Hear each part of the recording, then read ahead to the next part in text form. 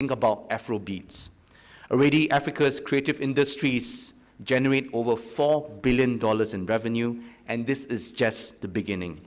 And this is why Netflix has invested $160 million in African content in recent years, and Sony has launched a new innovation fund for the continent's entertainment startups. Leveraging on emerging technology is said to be key to unlock opportunities in different sectors of the economy. Truly indeed, the future of IP is in Africa. By 2030, the African youth will constitute 42% of the global count, presenting a vast pool of talent and trendsetters for tomorrow. Aripo continues to be at the forefront of this transformative journey, providing a platform for collaboration, harmonization, capacity building in IP. We prioritize the modernization of IP roles across our membership, promoting the leveraging of emerging technologies because the digital economy presents immense opportunities for Africa. The creative sector is set to carry the potential on the growth of gross domestic product of countries. Therefore, there is a need for Botswana and the other ARIPO member states to see how to reap maximum benefits from it. Kiletleletswe, Somolikai, PTV News, Gaborone.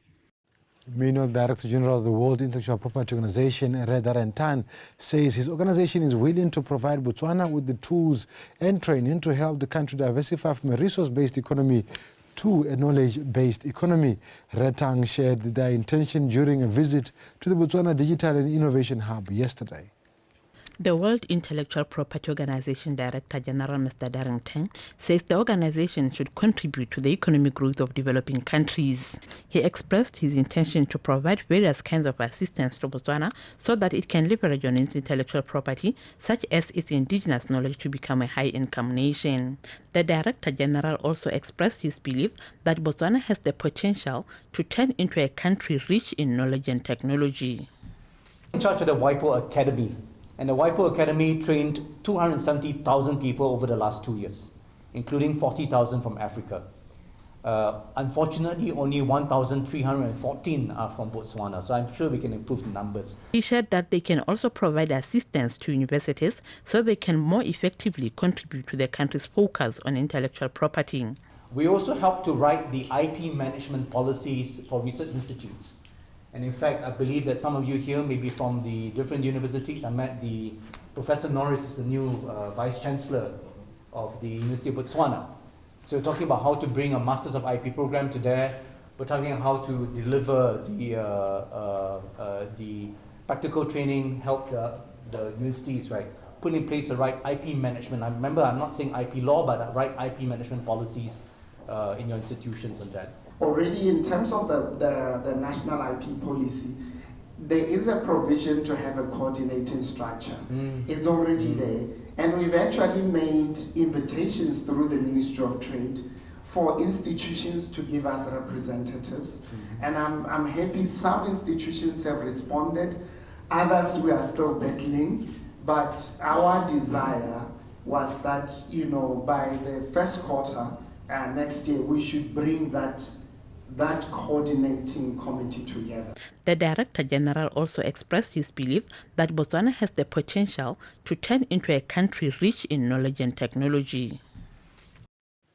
The Ministry of Youth, Sports and Culture in Tsabong has been granted a budget of 1.5 million pula for the fiscal year 23-24 to support aspiring youth entrepreneurs.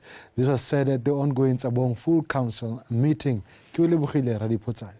Since its establishment in 2009, the Youth Development Fund from the Ministry of Youth, Sports and Culture has financially supported 401 businesses in Kalahari South, providing a combination of 50% loan and a 50% grant. The ministry aims to fund a minimum of 50 businesses in the current year. 1.550 million. funda dikopo tse di šwa tsa ngwaga wa 2023-2024. The 2023-2024 financial year, we have been allocated 1.5 million for the Youth Development Fund. We fund manufacturing, agro-tourism, and various businesses in the services sector. Meano tse di tshwana le bo di service ka go harologana ga tsone. Me tse di tshwana le bo di bara ke dingwe tse re sa di funding. The Youth Development Fund has contributed significantly to youth employment. Ba itsering ba ile gore gompieno na sentse bana le tsone dio tse ba di tsereng ka youth tse ba ka di supa ebile le banana ba bangwe ba ka go tsa malebela mo go bona. There are many successful businesses that were funded by YDF. In Rakibane, for instance, agric enterprises are thriving. Me ba ruile leruo le le potlana ko small stock budi le dinku tse ile gore di a operate. Re itse gore go le gantsi banana ba rona ba na le bobohi jwa gore hanka jiwa project ke ya go bona ka e madi mme kana go neela mo ka bogone ga go tshwana gore motho ba ka go baya go pele. The youth are reluctant to apply for YDF because they are afraid their businesses may fail. Leng gore go bohelong o ka nna le maduo a botoka gore a kgone go ka thusa mme be go nna le kgwetlho e nngwe ya gore kana banana ha ba sena go thusiwa ba bangwe dikgwebo tsa bane di a phutlhama di phutlhamisiwa ke go tota management wa bone o bole puo. Mr. Mpela concluded by stating that the National Arts Council now oversees the arts and culture grant. As a result, he advises that creatives apply directly to the council for assistance. BTV News, Tsabo. The Chobe Land Board and Wildlife Conservation Research Unit, a non-governmental research organization that conducts research on wildlife movements within the Khaza region, have signed a 2-year memorandum of understanding. This partnership aims to support the Land Board in effectively managing its land resources, addressing challenges such as scarcity of land, with only 20% allocated to human settlement and commercial activities, while the remainder is occupied by the Chobe National Park and the 6th Forest Reserves. Chobe Land Board has entered into a 2-year working relationship with Wild Crew to enhance the management of limited land resources and prevent conflicting land use allocations. Memorandum of understanding mo go tileng gore thusa re mo kgaolong gore Chobe Land Board e tse di tshwetso tse ileng gore di maleba ha go ta go ka bonya le hatsi ka gore ta re dirisa boranyane. A lot of the human-wildlife conflict that we see are as a result of the allocations or the decisions that we make as allocating authorities, because we realize there is no communication between departments or between stakeholders with different interests in land, and also the community at ground level are not involved in land use decisions, but they are the custodians of their land. Land Board is just an allocator, but it stands to represent the interests of the communities. So this model that we are trying to come up with is trying to bring together all these stakeholders and have each stakeholder have a say in allocation. The University of Florida joins as a technical advisory partner, leveraging GLUSIS technology to aid decision makers in the district's land use planning unit. The framework that we are using is called GLUSIS. Basically, it is a process that guides us to look at potential conflict between different types of land uses, and we can use the geospatial techniques and remote sensing techniques to identify potential land use conflicts. According to the District Land Use Planning Unit, this training will empower them to make well-informed decisions when advising the Land Board and Council on land use planning within the district. Because for now we have developed our Chobe District Integrated Land Use Plan, which needs to be updated. So from here we can also manage to update our plan according to the needs which are required currently in our district. Also it will assist us in terms of guidance like special economic zones. We are also going to, in development of the district development plan also, when we are doing our plan for NDP 12, DDP 9, it's also going to guide us in terms of what is suitable, what can be implemented in our area at large, looking at how we allocate resources. The ultimate goal is to enable authorities and decision makers to address human-wildlife conflicts and manage the environment sustainably and efficiently. BTV News, Kasani.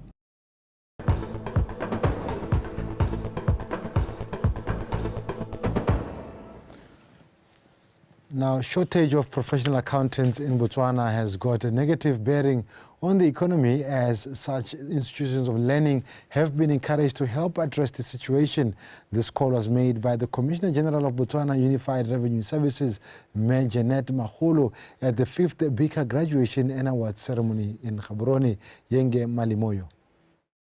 Botswana Institute of Chartered Accountants, Bika, was established in 2010 with its first intake of qualified accountants registered July of 2011. The institute reports very few numbers of those registering with them, a situation worsened by the small number of accounting graduates. While the government has played a significant role, there is a call for broader involvement from various sectors of the economy to support the Bika qualification. I therefore urge all stakeholders to consider how they can contribute to the future of the Bika qualification and the development of the accountancy profession in Botswana. Let me shed a little bit of why maybe it was a bit difficult for us, the early students. I think we were the third group, and we were the largest. There was 50 of us. Up to date, I'm not too sure. I think we have less than 10 graduates, if I'm not lying, from our 2013 class, out of 50. We did not have any graduates back then. And our lecturers, as much as we were learning, they were also learning the Bika qualification. All we had was each other. We were teaching each other, and we relied so much on our class. In an ever-changing world where economic challenges and uncertainties are the norm, the role of chartered accountants becomes even more critical. Therefore, the graduates with their knowledge and values acquired at Bika are said prepared to take on this responsibility with dedication and excellence. I have been in Bika for the last 2 or so years now, and so far I've come to the awards ceremony, and I have gotten best student in 3 subjects and best overall in professional level. So this has only proven to me that I can just keep going no matter how hard it is. That qualification means something. Honor it and cherish it. But you are also the backbone of the economy. And the things you do with integrity is what will propel us forward. Since 2011, Bika has produced 33 graduates, the 11 that graduated over the week bringing the total to a measly 44. The qualifications offered by Bika are well known for their rigor and high standards. As such, involvement of more stakeholders could help improve these figures. Yenge Malimoyo, BTV News, Gaborone. Now, Khosi Boraro has expressed displeasure over the behavior of some Mulepulule residents last night who went on a rampage, burning and destroying public property. Some of these properties which were set on fire include the main Khotla shelter. Khosi was speaking today in an interview with Botswana Television. Cases of missing persons in Mulepulule continue to escalate just days after the funeral of a local taxi driver, Penyo Jacoba, whose corpse was found lifeless and badly decomposed. Some outraged Mulepulule residents went on a violent spree after identifying a compound believed to be the rented house of one of the murder suspects. The mob set on fire 2 thirst roundabouts, burning them down.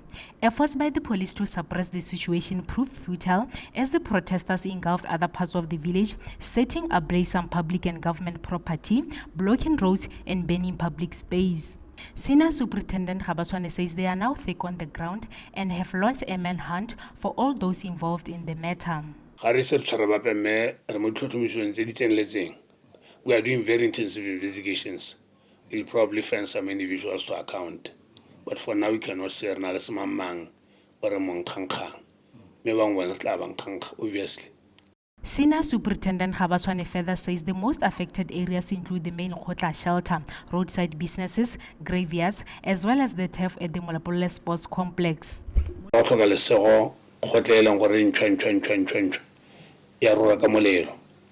Me le mafelonyana a mangwe me mo bontsi ya mollo ba ne ba tshuba ba thibile ditselara ka dithaere tseo ba tshuile di mausu tse di mo thoko ga tsela le ga tswela hela ga nna jalo gore traffic ya affectega ra tshwanela go re taboge go itlhela go nna mosong ono. The public has therefore been urged to remain calm and desist from taking the law into their own hands and let the police execute their duties well. Jessica Pilane, BTV News, Molepolole.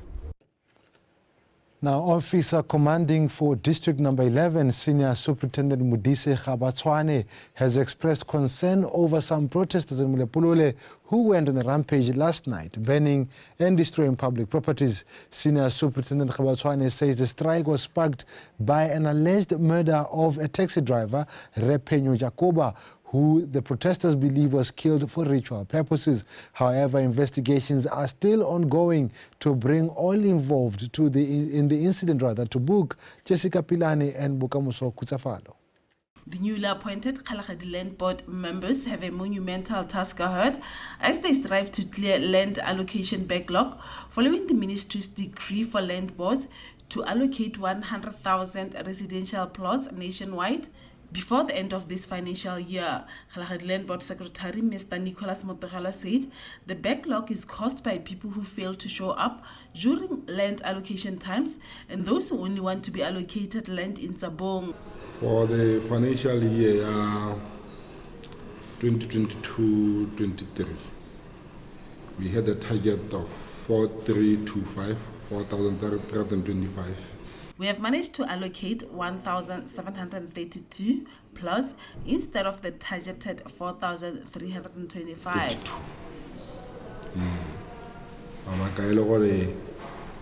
Dingwe tsa tsone ne di a sala ko morago mo go leng ebe di le ready go ka biwa.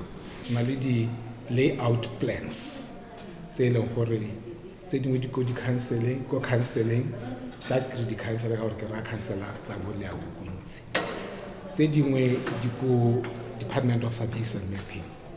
Tse dingwe di setse di register local. We have laid out plans and we are waiting for approval to start allocating plots on a large scale. Hela ka di na ready ko ditse gore di loadiwe gore di a beya re tla bo re simola go aba le hatseletse. The new board members say they will hit the ground running to meet a set targets. We're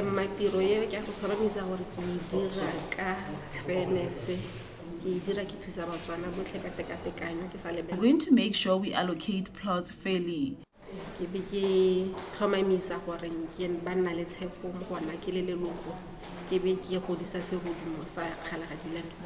As first time ke tsena mo second time ya me ke le leloko la tsa bo supply board. Experience ya me ke ba ditsa ke gore ra khona go dia ba mme process ela ere so la ga nyelone ya gore se se nne gone e telle bile gape e bonya.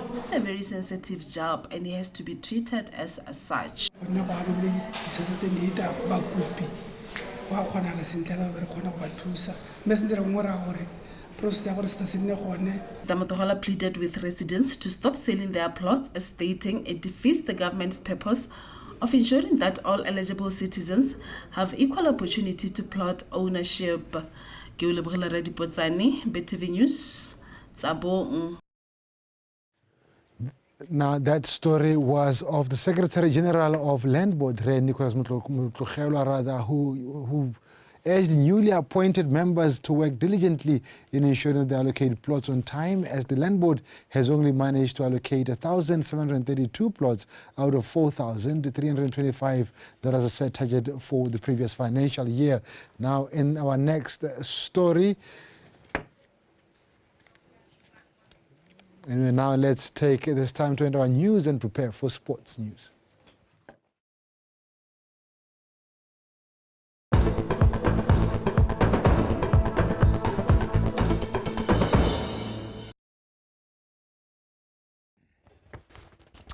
Thank you, Kylo Sabone. It is a Friday and Premier League returns after a long break. Let's jump straight into our top story this afternoon. It will be a top versus bottom battle this Saturday at Titani Chilume Stadium as BDF 11 takes on struggling Nico United in a Botswana Premier League Week 8 encounter. The Army side rose to the top of the table last weekend after defeating security systems, while Majombolo early struggles saw them go down to a tough fake to remain winless this season. With more. BDF 11 have managed to collect 14 points from 7 matches, recording 4 wins, 2 draws, and a loss suffered at the hands of Police 11. Matebele currently boasts the best defensive side in the league, having conceded only 2 goals in the campaign. These SKB-based outfits still need to improve their fortunes up front, as they have found the back of the net 4 times, something that is great concern to head coach Nelson Setswane. When they prepare the negatives from the previous games, we are looking at defending and attacking and the team shape. I think we are really technical group. We are BDF. I think particularly how level the efforts are within the area Metarang, which is when I had the goal opportunity area. But we've tried from last week up to this week to finish Garo. We were able to reach. We create a lot of chances. But my little worry we are not clinical, we are not finishing, we are not putting the ball into the net, and ultimately sometimes when it's like this, it will cost. Nico United, who just parted ways with their former coach Wami Pepezino Mukwege, has had a disappointing start to the 2023-2024 season, drawing 3 times and losing 3 matches, leaving them at the bottom of the pile. The Sleepy Puga side are still in search for their first win of the league, but for that to happen, they will need to greatly improve in front of goal as they notch 4 whilst conceding 9. Following the departure of coach Pepezino, it will be up to Patrick Molefe and Munambizi Sunday Kilebale to revive Majombolo's season.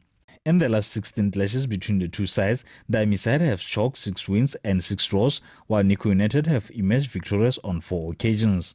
In other matches to be played over the weekend, security systems visit Holy Ghost at Lobatse Sport Complex. Newcomers VTM will be eyeing for their second win of the season when they lock horns with another struggling side, Morupule Wanderers, at VTM Arena.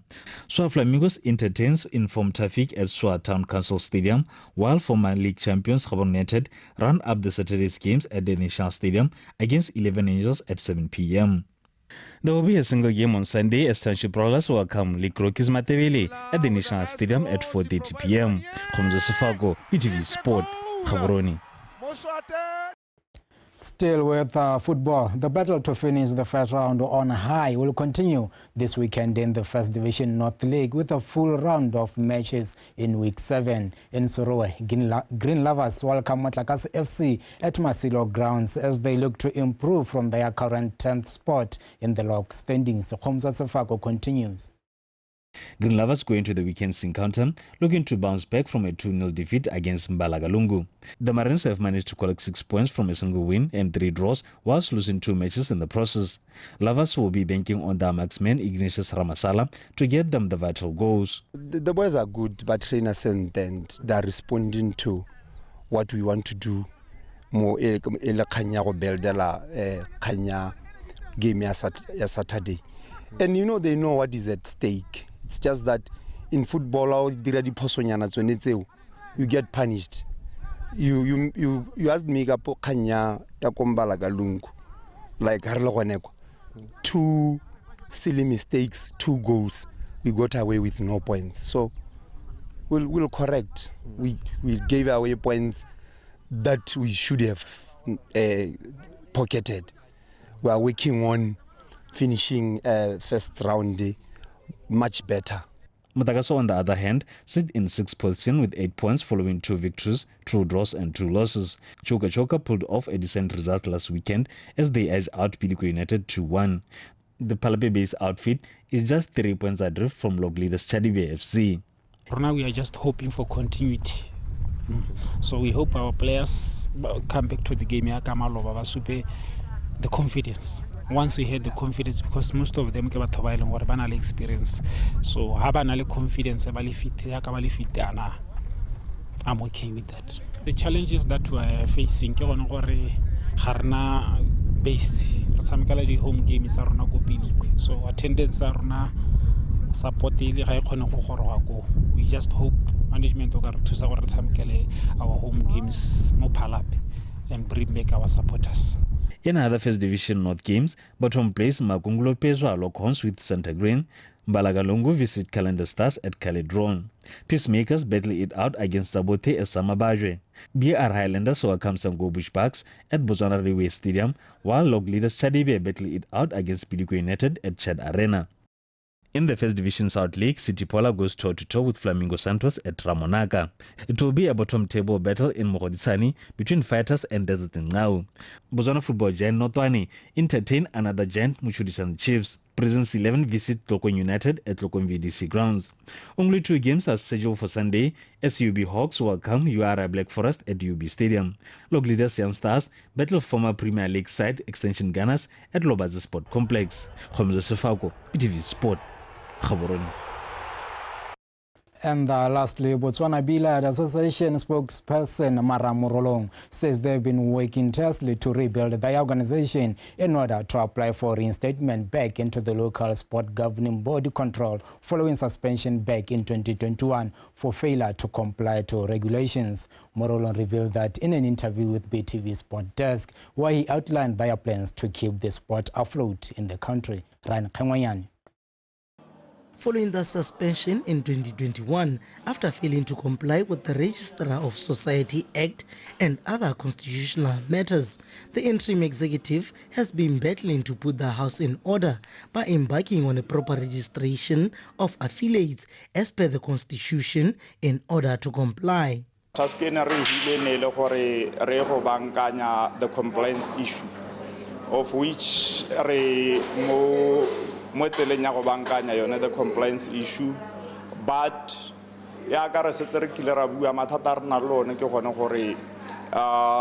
the team lusa fire during the COVID sketch. So that people can believe in it again. We did what we call the team registration drive.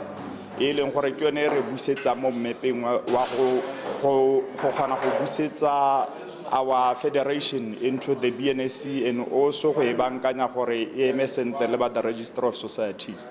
Despite the suspension by BNSC, Morolong says they have been able to strengthen their relationship with the continental governing body following the visit of African Billiard Federation President earlier this year and efforts to better rebuild the association to execute its mandate. Impact they are taking in the people got to believe more and then through that we also managed to get into the All Africa Black Ball Pool Championships. We are getting special dispensation to play in the championships. If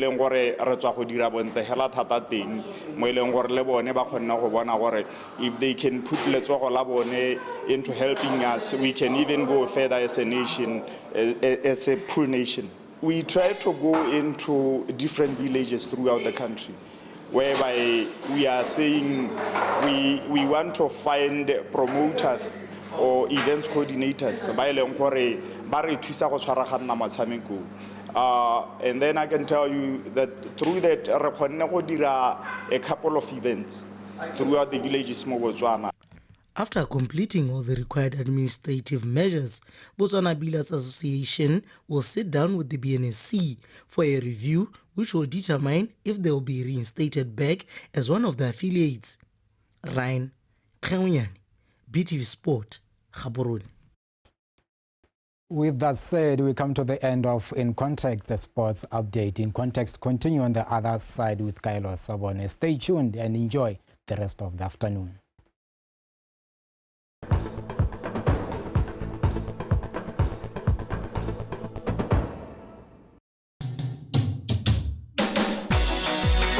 Ideas Festival is here and it is massive. Botswana and Gusi are leading the way to reshape Africa's ambitious dream towards sustainable development. The time is now.